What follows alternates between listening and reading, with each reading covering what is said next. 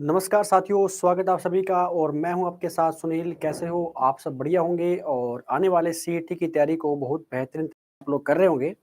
तो जैसे कि हमने यहाँ पर सीईटी महाकुंभ की सीरीज को शुरू करके रखा हुआ है और सीईटी महाकुंभ के अंदर वो वाले क्वेश्चन करवाए जा रहे हैं जो या तो पीछे एग्जाम के अंदर आए हुए हैं या फिर आने की संभावना बहुत ज़्यादा जो जिन क्वेश्चन की है वही क्वेश्चन मैं आपको आपके हरियाणा के यहाँ पे करवा रहा हूँ ना। तो हरियाणा की जैसे पॉलिटी के क्वेश्चन है या हरियाणा की ज्योग्राफी से क्वेश्चन है या हरियाणा के आर्ट एंड कल्चर से क्वेश्चन है, वो अपन मिक्स क्वेश्चन यहाँ पे कर रहे हैं। तो पीछे जितने भी क्लासेस सीईटी महाकुंभ की हुई है वो आपने अच्छी प्रकार से देख रखी होगी। आइए फिर आज की क्लास का हमारा जो फर्स्ट क्वेश्चन है वो आपकी स्क्रीन पर आपको दिख रहा होगा और इसका क्या आंसर रहेगा आप कमेंट करके बताइए।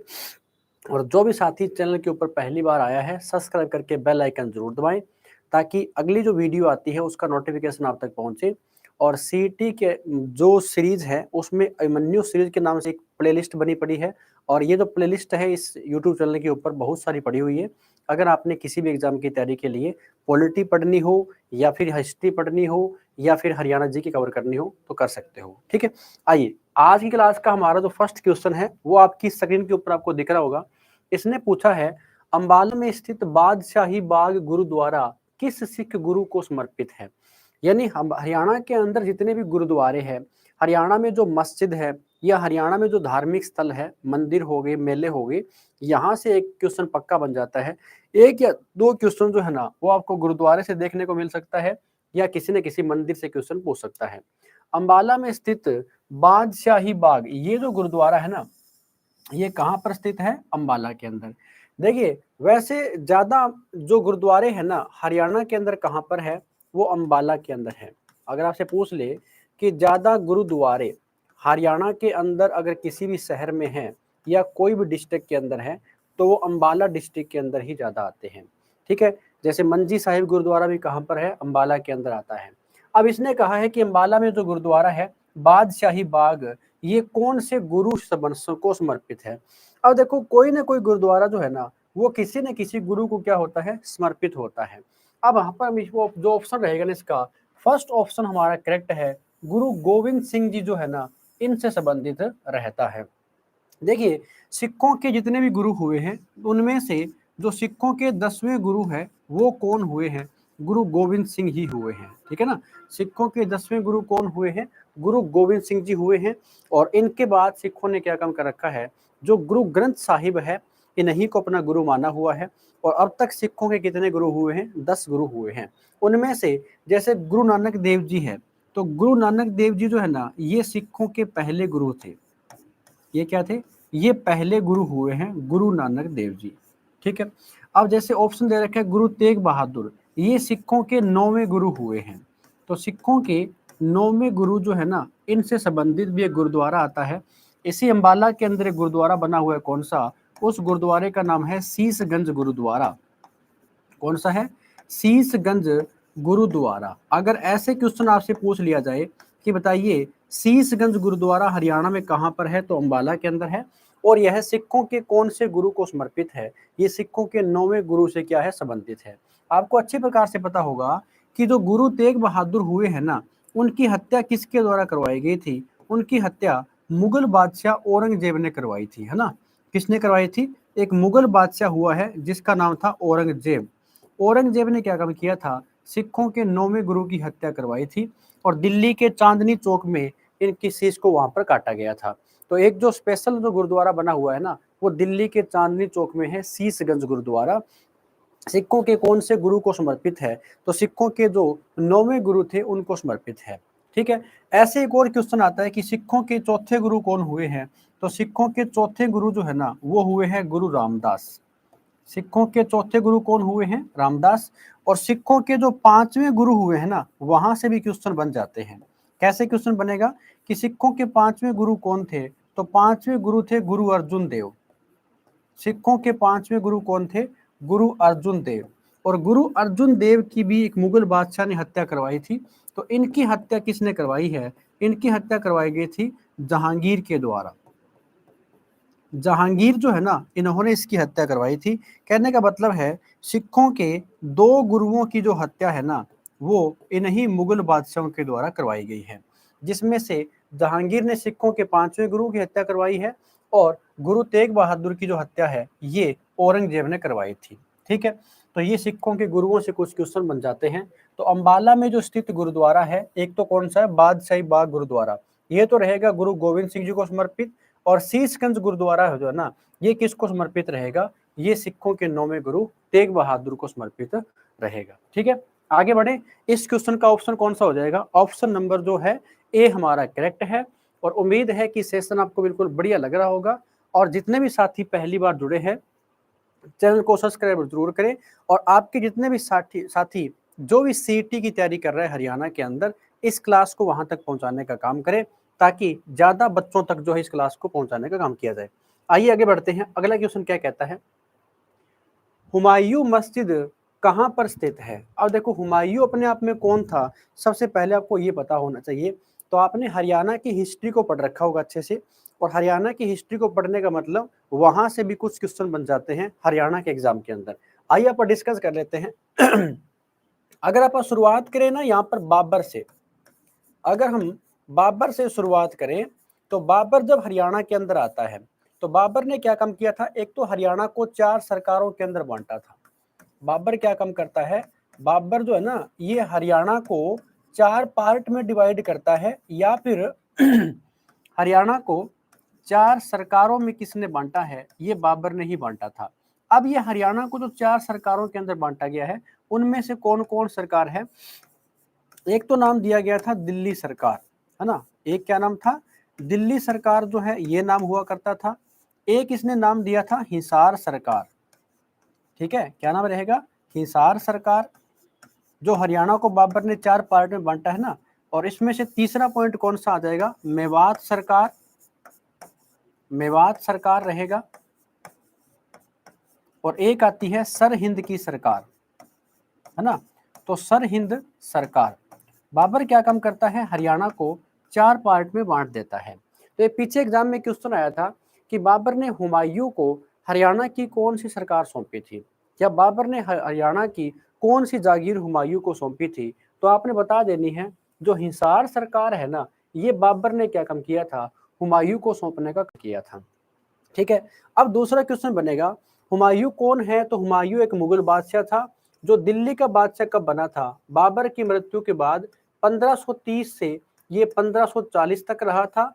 और दूसरी बार फिर एक और बनता है ये, तो ये दूसरी बार आता है 1555 के अंदर। और ये फिर कब तक रहा था, 1556 तक रहा था। तो ये था एक मुगल बादशाह हुमायूं। अब पूछ रखा है कि हुमायूं की मस्जिद हरियाणा के अंदर कहां पर है। तो हुमायूं की जो मस्जिद हरियाणा के अंदर बनी हुई है ना, वो स्थान कौन सा है, वो स्थान है फतेहाबाद। कौन सा ऑप्शन हो जाएगा, ऑप्शन नंबर बी हमारा करेक्ट है। फतेहाबाद के अंदर हुमायूं की मस्जिद बनी हुई है। अब जैसे ये फतेहाबाद शहर है, इसको बसाया किसे था, इसको बसाया था फिरोज शाह तुगलक ने, फिरोज शाह तुगलक। ठीक है, दिल्ली सल्तनत में जो तुगलक वंश था ना, इस फिरोज शाह तुगलक ने इस फतेहाबाद को कब बसाया था, तो 1352 ईस्वी के अंदर बसाया था इसने। ठीक है, फिरोज शाह तुगलक का एक बेटा था जिसका नाम था फतेह खान। क्या नाम रहेगा, फतेह खान। और फतेह खान के नाम पर ही ये नाम क्या रखा गया था, फतेहाबाद नाम रखा गया था, किसके द्वारा, फिरोज शाह तुगलक के द्वारा। ठीक है, अब एक और क्वेश्चन आता है कि फिरोज शाह तुगलक की जो हवेली है ना, ये हरियाणा में कहां पर बनी हुई है। तो फिरोज शाह तुगलक की जो हवेली है, ये हरियाणा में फतेहाबाद के अंदर तो बनी हुई है। ठीक है, यह हरियाणा की जो प्राचीन हवेली है, ऐसे भी क्वेश्चन आता है, हरियाणा की सबसे प्राचीन हवेली कौन सी है, फिरोज शाह तुगलक की हवेली है। और वो हरियाणा में कहां पर है, तो फतेहाबाद के अंदर आता है। इसीलिए तो हवेलियों का शहर भी किसे कहा जाता है, फतेहाबाद को ही कहा जाता है।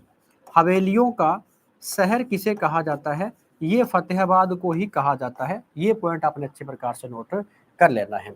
अब ये तो होगी हुमायूं की मस्जिद की बात। लेकिन अगर आपसे एग्जाम में क्वेश्चन पूछ ले, कैसा, आपसे ऐसे पूछ सकता है कि ये जो हुमायूं है ना, इसकी जो मकबरा है हुमायूं का, वो कहाँ पर बना हुआ है। तो हुमायूं का मकबरा जो है ना, ये तो बना हुआ है दिल्ली के अंदर। हुमायूं का मकबरा कहाँ पर है, दिल्ली के अंदर है। और ये मकबरा जो है, इसका बनवाया किसने था, तो हुमायूं का मकबरा बनवाया था, इसकी पत्नी का नाम था हाजी बेगम। इसकी पत्नी का नाम क्या था? हाजी बेगम जो है ना, इसने ये मकबरा बनवाया था। ठीक है, और इसी हुमायूं से क्वेश्चन आता है, इसकी पुस्तक का नाम क्या था? पुस्तक का नाम था हुमायूं नामा। पुस्तक का नाम क्या था? हुमायूं नामा। और इस हुमायूं नामा की रचना किसके द्वारा की गई थी? तो इसी की बहन का नाम है गुलबदन बेगम। क्या नाम रहेगा? गुलबदन बेगम जो है ना, ये हुमायूं की बहन थी, जिसने क्या काम किया है? हुमायूं नामा की रचना की थी। तो हुमायूं से इतने सारे क्वेश्चन एग्जाम के अंदर बन सकते हैं। और हुमायूं ने अपनी लाइफ में दो इंपॉर्टेंट युद्ध भी लड़े थे, जिसमें से एक तो 1539 में चौसा का युद्ध हुआ था, और एक 1540 में बिलग्राम या फिर कन्नौज का युद्ध हुआ था। इन दोनों युद्धों के अंदर हार किसकी होती है? तो हुमायूं की होती है। और उसके बाद फिर ये देश को छोड़ करके ही भाग गया था। तो वो 40 के अंदर भाग गया था, और फिर 1540 में शेरशाह सूरी ने क्या काम किया था? सूरी वंश की नींव डाल दी थी। तो बीच में जो 15 वर्ष है, 1540 से लेकर के 1555 तक, ये मुगल वंश का एंड हो गया था। और ये 15 वर्ष कौन सा वंश चला था? सूरी वंश चलता रहा था। ठीक है, अब ये चीजें नोट कर लेना। और इस क्वेश्चन का ऑप्शन कौन सा है? ऑप्शन नंबर हमारा बी है, करेक्ट रहेगा। फतेहाबाद के उपनाम आपसे पूछ सकता है। तो एक तो फतेहाबाद को क्या बोलते हैं? हवेलियों का शहर बोलते हैं। एक क्वेश्चन आएगा कि बताइए हरियाणा में उदयनगरी जो है ना, ये कौन से डिस्ट्रिक्ट को कहा जाता है? तो उदयनगरी भी फतेहाबाद को ही कहा जाता है। और एक इसका प्राचीन नाम है इंकदार। तो इंकदार जो है ना, ये हरियाणा के कौन से जिले का प्राचीन नाम है? ये फतेहाबाद का प्राचीन नाम आ जाता है। हो जाएगा यहाँ तक? ठीक है ना। तो इस क्वेश्चन का जो ऑप्शन है वो ऑप्शन नंबर बी हमारा करेक्ट है। आइए आगे बढ़ते हैं। अगला क्वेश्चन क्या है? हरियाणा पर्यटन विकास निगम द्वारा विकसित सुरखाव टूरिस्ट कॉम्प्लेक्स हरियाणा के किस जिले में स्थित है? यानी जितने भी जो टूरिस्ट कॉम्प्लेक्स हैं, जितने भी हरियाणा के अंदर पर्यटन स्थल है ना, आपने अच्छी प्रकार से इनको याद करना है और रिवीजन भी करनी है, क्योंकि एक क्वेश्चन पर्यटन स्थल भी एग्जाम के अंदर आता है। जैसे इसने पूछ रखा है कि हरियाणा पर्यटन विकास, पहले तो आपको ये पता हो कि हरियाणा पर्यटन विकास निगम की बात यहाँ पे हो रही है ना। ठीक है, विकसित सुरखाव टूरिस्ट, यानी एक अगर मैं कहूं कि पर्यटन स्थल जिसका नाम क्या है? सुरखाव पर्यटन स्थल, तो ये हरियाणा के कौन से जिले के अंदर है? तो ऑप्शन नंबर डी जो है ना, ये हमारा करेक्ट रहेगा। ऑप्शन नंबर डी सिरसा के अंदर है। और सिरसा की बात करोगे ना, तो यहाँ पर क्या बना हुआ है? सुरखाव पैलेस बना हुआ है। सुरखाव जो पैलेस है, ये कहाँ पर है? ये सिरसा के अंदर है। और कहाँ पर पड़ता है सिरसा में?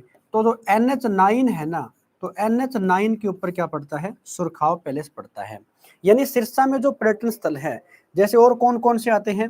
तो एक तो यहाँ पे सिरसा के अंदर है काला तितर पर्यटन स्थल। क्या नाम रहेगा? काला तितर पर्यटन स्थल। तो काला तितर जो पर्यटन स्थल है ना, इसके बारे में पता कर लेना। ये भी कहाँ पर रहता है? सिरसा के अंदर। क्योंकि सिरसा में एक वन्य जीव अभ्यारण्य था जिसका नाम था अबूब शहर वन्य जीव अभ्यारण्य। अबूब शहर वन्य जीव अभ्यारण्य। अबूब शहर वन्य जीव जो अभ्यारण्य था ना, हालांकि अभी ये अबूब शहर वन्य जीव अभ्यारण्य तो है, इसको अभी इस अभ्यारण्य की श्रेणी से निकाल दिया गया है।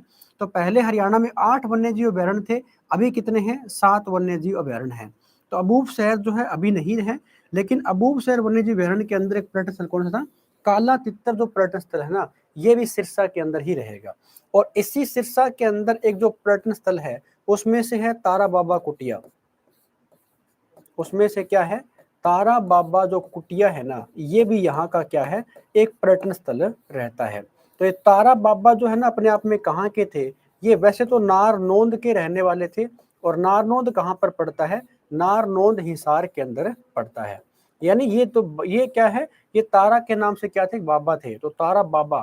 तो ठीक है, इस कुटिया का फॉर्मेशन किसने करवाया था? तो गोपाल कांडा के द्वारा करवाया गया था। सुरखाव पैलेस काला तितर कहाँ पे आता है? सिरसा के अंदर आ जाता है। ठीक है, ऐसे ही अगर हम बात करें कि हिसार हो चाहे वो फतेहाबाद हो, प्रत्येक जिले में क्या होते हैं? बहुत सारे पर्यटन स्थल होते हैं। ठीक है, अब अगर मैं बात करूं यहाँ पर हिसार की, तो हिसार में कौन कौन सा पर्यटन स्थल है? जैसे क्वेश्चन आता है कि बताइए गुजरी महल जो है ना, ये हरियाणा में कहाँ पर है? तो गुजरी महल जो है, ये हरियाणा के अंदर हिसार के अंदर आता है। ऐसे ही हिसार के अंदर एक झील है, कौन सी? ब्लू बर्ड झील। कौन सी है? ब्लू बर्ड झील जो है ना, ये भी कहाँ पर है, हिसार के अंदर है। और इसके बारे में तो ऐसे भी क्वेश्चन आता है कि हरियाणा की सबसे छोटी झील कौन सी है, हरियाणा की सबसे छोटी झील कौन सी है, तो वो है ब्लू बर्ड झील। सबसे छोटी झील कौन सी है, ब्लू बर्ड झील आ जाती है।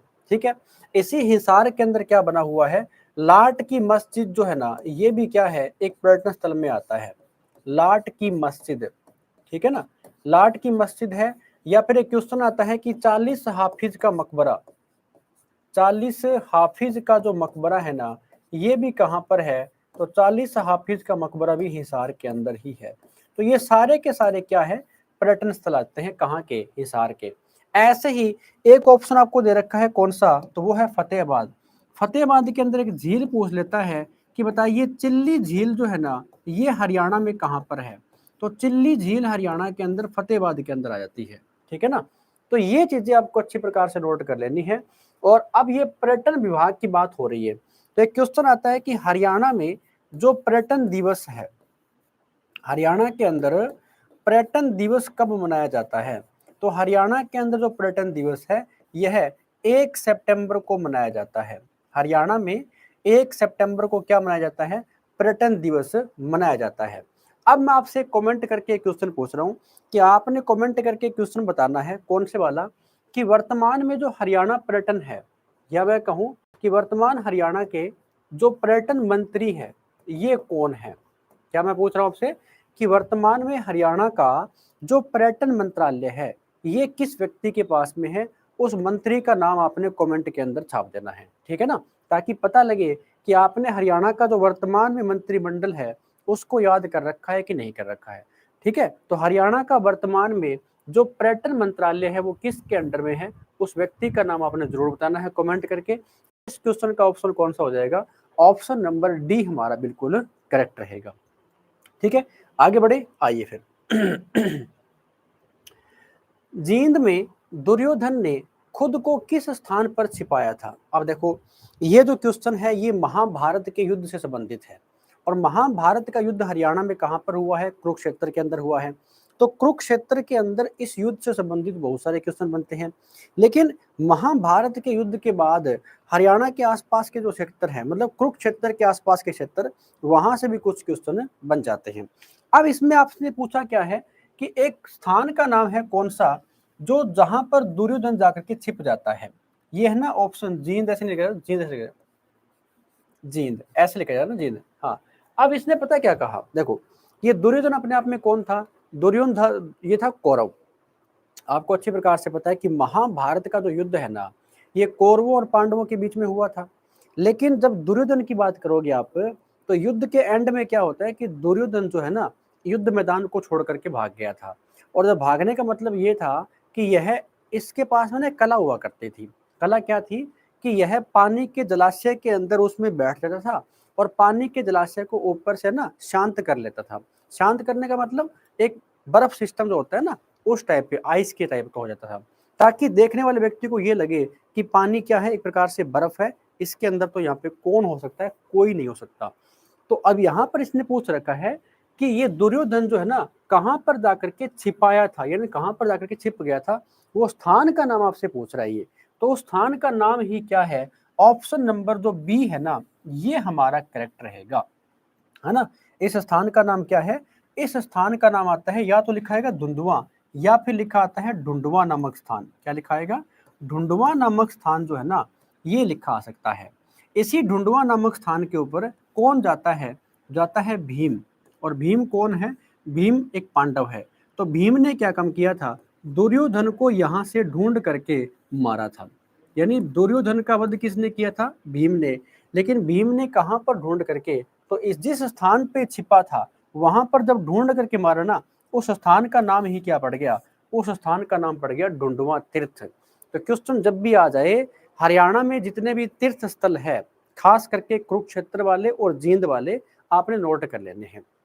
ठीक है, अब ये ढूंढवा तीर्थ स्थल कहां पर है, ये रहेगा आपका अपने जींद के अंदर। इसी ढूंढवा तीर्थ स्थल का वर्णन किस में किया गया है, तो अभिज्ञान शाकुंतलम में किया गया है। एक ग्रंथ है अभिज्ञान शाकुंतलम, अभिज्ञान शाकुंतलम। ये क्या है? ये एक ग्रंथ है जिसका नाम क्या, किसका रहेगा? कालिदास का। इस ग्रंथ में किसका वर्णन मिलता है? इसी ढूंढवा नामक तीर्थ का वर्णन यहाँ पे मिलता है। ठीक है, अब आपका बाकी के जो ऑप्शन है, जैसे अगर मैं कहूँ कि ये हटकेश्वर तीर्थ है, तो ये जींद के हाट गांव के अंदर आ जाता है। ये कहाँ पर है? ये जींद के हाट गांव के अंदर है। और इसी हटकेश्वर तीर्थ का जो महत्व है ना, इसमें 68 तीर्थों की कांति का महत्व है। 68 तीर्थों की कांति से संबंधित अगर कोई तीर्थ है तो वो कौन सा रहेगा? वो हटकेश्वर तीर्थ है। कहाँ पर है? ये जींद के अंदर है।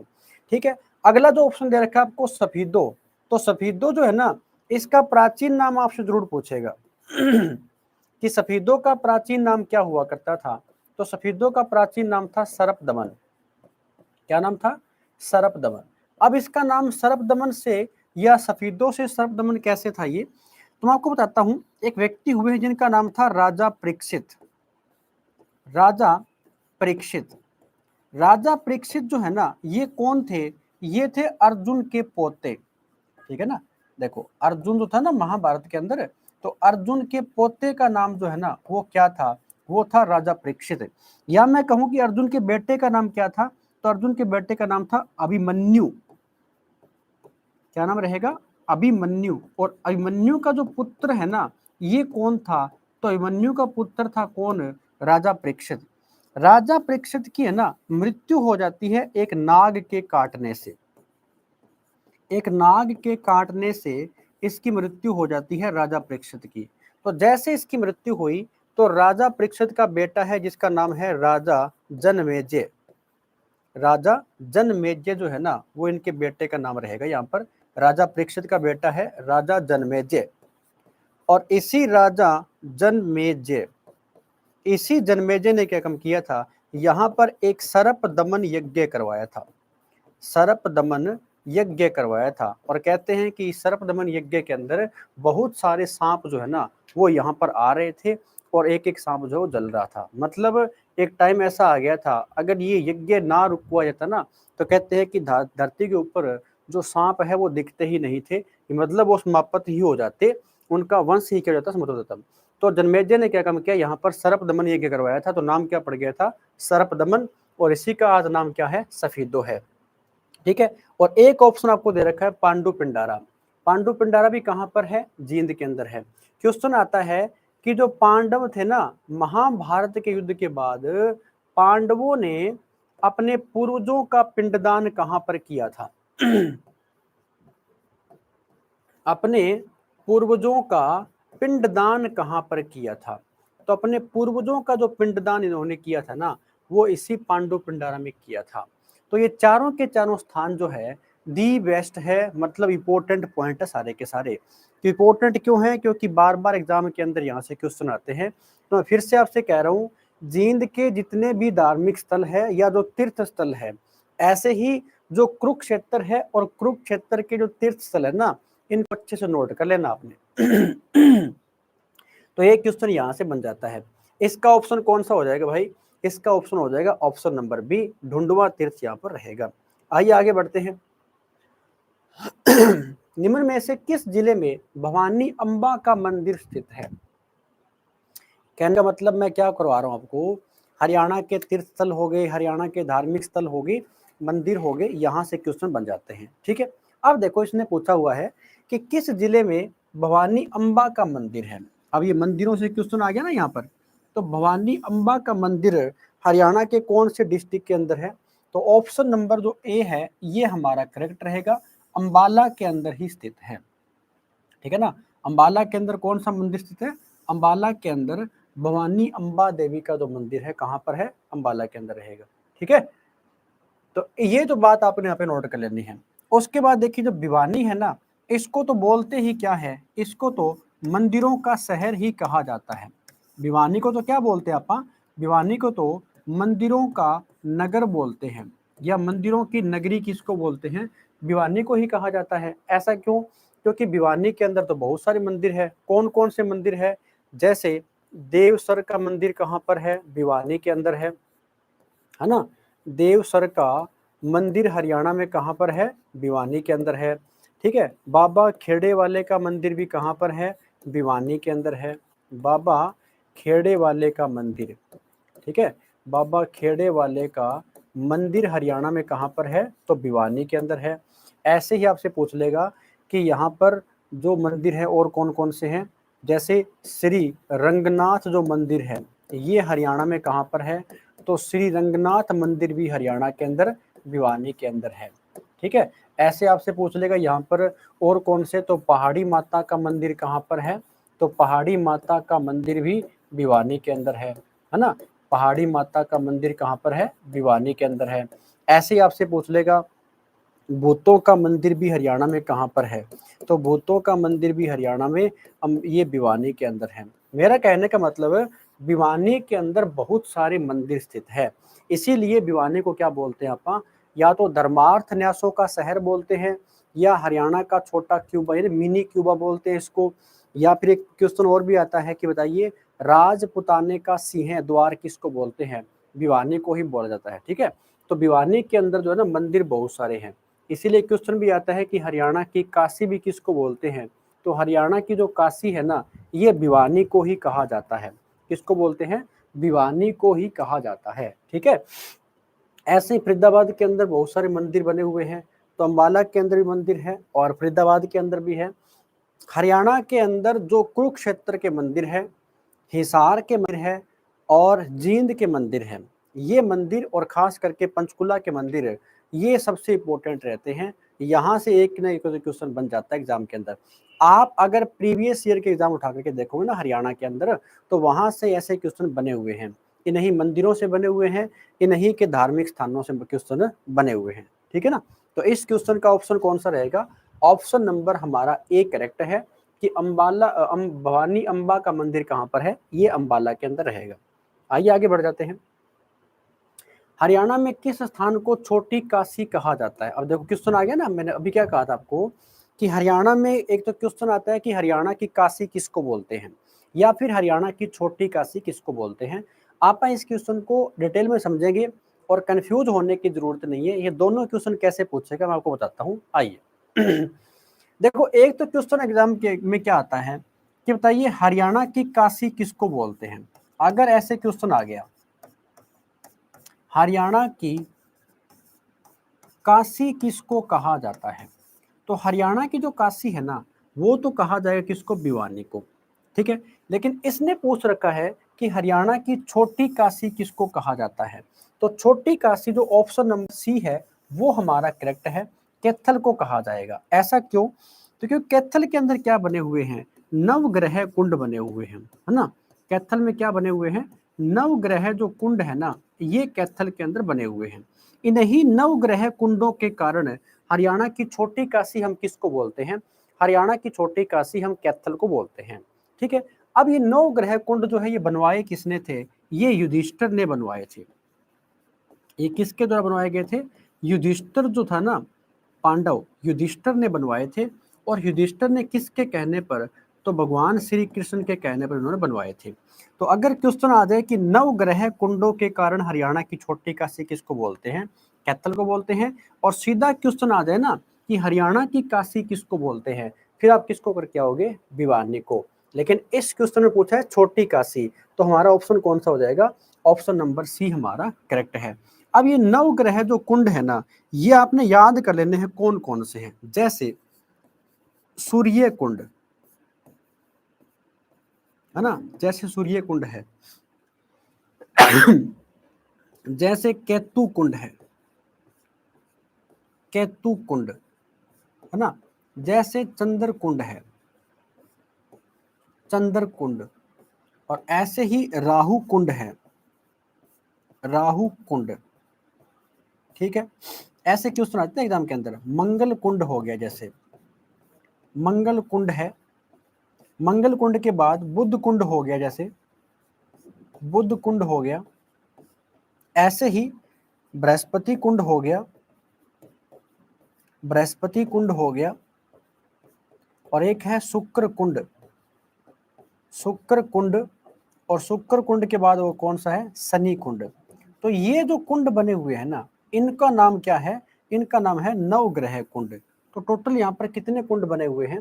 टोटल यहाँ पर 9 कुंड बने हुए हैं। और इन 9 कुंडों का निर्माण किसने करवाया था? युधिष्ठिर ने भगवान श्री कृष्ण के कहने पे करवाया था। इसीलिए तो कैथल में को क्या बोलते हैं? नवग्रह कुंडों की छोटी काशी। ऐसे कि नवग्रह कुंडों की छोटी काशी किसे कहा जाता है? तो नवग्रह कुंडों की छोटी काशी भी अगर आपसे पूछ लेना तो आप किसको बोलेंगे? हम कैथल को ही कहेंगे, ठीक है। और वैसे क्वेश्चन आ गया ना, हरियाणा की काशी किसको बोलते हैं, फिर आप भिवानी को करके आओगे, हो जाएगा यहाँ तक है। यानी बिल्कुल बढ़िया से समझा करके मैं आपको आगे बढ़ रहा हूँ। ऐसा नहीं है कि किसी प्रकार की जल्दबाजी यहाँ पे चल रही है। अगर आपने पीछे की सारी क्लासें देखी है और उनको नोट डाउन किया है तो मैं आपको इतना कह सकता हूँ, जिस दिन आप सीईटी दे करके निकलोगे ना, आपकी हरियाणा जीके के अंदर 20-22 नंबर आराम से बनने वाले हैं। क्योंकि 25 नंबर की हरियाणा जीके आएगी ना, तो उसमें बिल्कुल बढ़िया से तैयारी आप लोगों की यहाँ से हो रही होगी। उम्मीद तो मुझे यही है, ठीक है। अब जैसे हिसार है, तो हिसार को वैसे तो क्या बोलते हैं? हिसार को तो एक तो स्टील सिटी के नाम से जानते हैं। इसे क्या बोलते हैं? हिसार को तो स्टील सिटी के नाम से भी जानते हैं, और इसी हिसार को मैग्नेट सिटी के नाम से भी जानते हैं ना। मैग्नेट सिटी के नाम से किसको जानते हैं? हिसार को जानते हैं, ठीक है। हिसार जो है, इसका एरिया कितना है वर्तमान में? तो अभी इसका एरिया है 3983 वर्ग किलोमीटर हिसार का एरिया हो जाता है। तो क्वेश्चन आ सकता है कि बताइए एरिया की दृष्टि से, यानी एरिया की दृष्टि से हरियाणा का, एरिया की दृष्टि से हरियाणा का, एरिया की दृष्टि से हरियाणा का दूसरा बड़ा जिला कौन सा है? तो हरियाणा का दूसरा बड़ा जिला जो है ना, ये कौन सा रहेगा? तो दूसरा बड़ा जिला हिसार आता है, क्योंकि अभी इसका एरिया कितना है? 3983 वर्ग किलोमीटर इसका एरिया है। कल शायद मैं वो करवा करके गया था कि नू डिस्ट्रिक्ट जो ना, ये कब बनता है? ये 4 अप्रैल 2005 को बना था। 4 अप्रैल 2005 को ये हरियाणा का कौन सा जिला बना था? ये हरियाणा का 20वां जिला यहाँ पर बना था। तो ये चीजें आपको अच्छे प्रकार से पता होनी चाहिए थी। इस क्वेश्चन का ऑप्शन हमारा कौन सा हो जाएगा? ऑप्शन नंबर हमारा सी करेक्ट है। कैथल जो है ना, इसका आंसर रहने वाला है, ठीक है। आइए स्टूडेंट्स आगे बढ़ जाते हैं। अगला क्वेश्चन इसने आपसे क्या पूछा हुआ है? भारत में भगवान परशुराम का दूसरा मंदिर हरियाणा के किस जिले में स्थित है? तो भगवान परशुराम का दूसरा मंदिर है। अब आपको ये पता होना चाहिए कि भारत में भगवान परशुराम का जो पहला मंदिर है ना, ये कौन से स्थान के ऊपर बना हुआ था। तो आपने कमेंट करके बताना है कि भारत में भगवान परशुराम का जो पहला मंदिर है या जो प्रथम मंदिर है, ये कहाँ पर बना हुआ है। और इसने पूछा है कि दूसरा जो मंदिर है हरियाणा के अंदर, कौन सा दूसरा मंदिर, ये कहां पर है? तो ऑप्शन नंबर ए हमारा करेक्ट रहेगा। पानीपत के अंदर ये मंदिर बना हुआ है। कहां पर आएगा मंदिर? ये सॉरी, पानीपत के अंदर नहीं, पलवल के अंदर आएगा ये मंदिर। ये कहां पर है? तो ये ऑप्शन रहेगा हमारा पलवल। यानी पलवल के अंदर कौन सा मंदिर बना हुआ है? भगवान परशुराम का मंदिर बना हुआ है, ठीक है। और पलवल जो है, ये हरियाणा का डिस्ट्रिक्ट कब बनता है? तो पलवल बनता है 15 अगस्त 2008 को। 15 अगस्त 2008 को ये हरियाणा का कौन से नंबर का जिला बना था? ये हरियाणा का 21वां जिला बन जाता है। यानी इससे पहले हरियाणा में कितने जिले थे? इससे पहले हरियाणा के अंदर 20 जिले हुआ करते थे। 21वां कौन सा बन गया था? पलवल बन गया था। पानीपत हरियाणा का वो डिस्ट्रिक्ट है जो 2 बार बनने वाला जिला है ना। 2 बार जो डिस्ट्रिक्ट बना था वो कौन सा है? वो आता है पानीपत आता है, ठीक है। भिवानी मैंने करवाया भी होगा कि 22 दिसंबर 1972 को बनता है ये, 1972 को। और रेवाड़ी जो है ना, ये बनता है 1 नवंबर 1989 को रेवाड़ी डिस्ट्रिक्ट बन जाता है। तो हरियाणा के अंदर जितने भी मंदिर है, मस्जिद है, यहाँ से एग्जाम के अंदर क्वेश्चन बनने की संभावना ज़्यादा होती है। तो मैं आपसे यही कहूँगा कि जितना हो सके ना, इन क्लासों को अच्छे से आप नोट डाउन कर लीजिए। इन क्लासों को आप अच्छे से देख लोगे तो बिल्कुल बढ़िया से आपकी तैयारी यहाँ पर हो जाएगी, ठीक है। तो भारत में भगवान परशुराम का दूसरा मंदिर आपसे पूछा गया है, कहाँ पर रहेगा? तो ये पलवल के अंदर है। इस क्वेश्चन का ऑप्शन कौन सा है? ऑप्शन नंबर डी हमारा करेक्ट रहेगा, ठीक है। तो स्टूडेंट्स, आज का जो सेशन है ये हमारा यहीं पर समाप्त होता है। उम्मीद है कि आपको क्लास बिल्कुल बढ़िया समझ में आई होगी, और जो क्लास आपने इसको नोट डाउन किया होगा तो बिल्कुल बढ़िया से आपको समझ में आया होगा। तो मिलते हैं फिर नेक्स्ट क्लास के अंदर कुछ ऐसे ही और क्वेश्चन के साथ। तब तक आप इन क्लासों को देखते रहिए और पढ़ते रहिए, ठीक है? अभी जो सीईटी महाकुंभ की सीरीज़ है, ये लंबे समय तक चलने वाली है। जब तक आपका सीईटी नहीं होगा, ये आपको सीरीज़ मिलने वाली है। ठीक है स्टूडेंट्स? तो thank you, bye bye, take care.